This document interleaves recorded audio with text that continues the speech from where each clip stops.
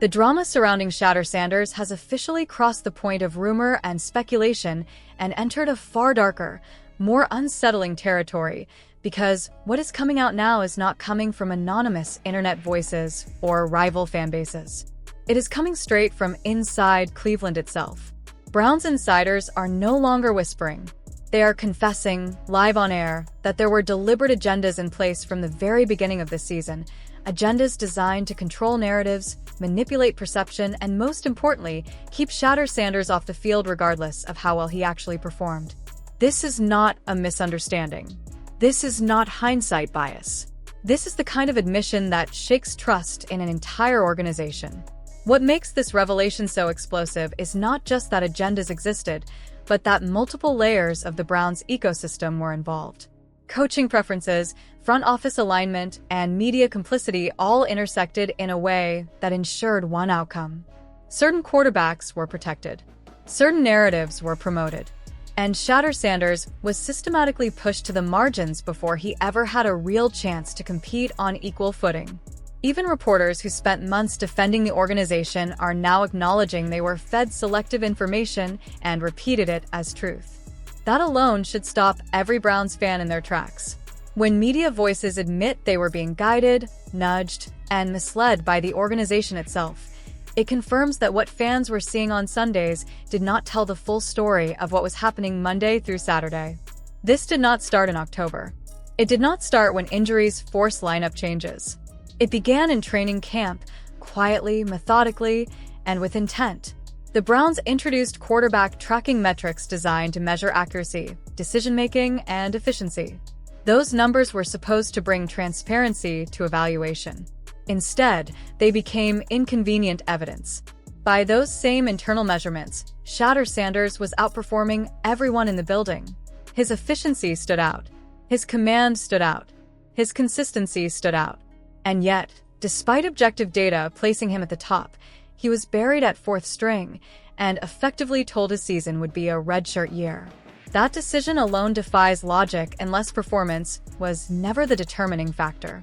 What followed was silence, and silence can be louder than criticism. For 2 full months, the head coach avoided even saying Shadur's name publicly. Not praise, not critique, not development updates. Just absence.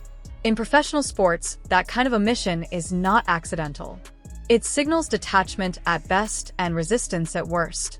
Meanwhile, other quarterbacks were elevated, defended, and granted opportunities that the data simply did not justify. This was not about protecting a rookie. It was about protecting a narrative. Ownership further complicates the picture. The Browns' owner made it clear that rookie quarterbacks needed game experience ahead of future drafts. That priority was supposedly understood and discussed daily between leadership and coaching. Yet the quarterback who statistically earned those reps never received them. Instead, opportunities flowed elsewhere. When philosophy and action contradict this directly, the conclusion becomes unavoidable. This was not organizational confusion. It was selective execution. One rookie fit the vision. The other did not. As the season unfolded, the pressure to maintain the narrative increased. When Shadur was not playing, explanations surfaced questioning his readiness, his development, even his commitment. Those talking points found their way into coverage, reinforcing the perception that he was behind, unprepared, or struggling. Now, the same voices are admitting those assessments were not independently verified. They were accepted, repeated, and amplified. That matters, because once a narrative is set, it becomes self-sustaining. Fans believe it. Coaches feel justified. Opportunities disappear. Psychologically, the situation placed Shadur in an impossible position. He was told he would not play. He was ranked behind others despite outperforming them. And then, when he was understandably affected by that reality, whispers emerged questioning his engagement. That cycle is devastating for young players. It erodes confidence while providing cover for those who created the environment in the first place. This is not player development. This is organizational sabotage disguised as patience. Yet the plan failed. Injuries and circumstances forced the Browns' hand, and Shadur finally stepped onto the field. What followed shattered every excuse. He did not look raw. He did not look overwhelmed. He looked prepared. He delivered elite production, command, and composure. Big throws, comeback drives, leadership in moments that exposed pretenders. The same player they said could not hold the football was suddenly carrying the offense. And once that happened, the truth became unavoidable. Reporters were forced to reconcile what they saw with what they had been told. Coaches were forced to answer uncomfortable questions. The agenda cracked. What makes this story resonate beyond Cleveland is what it reveals about the league. The NFL sells itself as a meritocracy, but situations like this expose how fragile that promise can be. Coaches have preferences. Front offices have investments. Egos get involved. And when that happens, the best player does not always play. Shadur Sanders just happened to be talented enough, resilient enough, and prepared enough to survive it. Many others are not. Their careers end quietly, and the truth never surfaces. The Sanders family has navigated these storms before. They understand how politics, jealousy, and fear of being wrong can shape decisions. That experience mattered here. Instead of breaking, Shadur stayed ready. Instead of lashing out, he waited. When the moment arrived, he seized it so decisively that denial was no longer possible. That is why the fallout feels so intense now.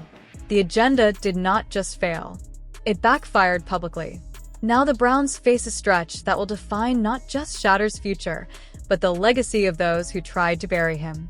Matchups against elite quarterbacks will test him, but they will also expose just how costly those early decisions were. Every successful drive magnifies the question of why he was not playing sooner. Every strong performance tightens the spotlight on the coaching staff's judgment.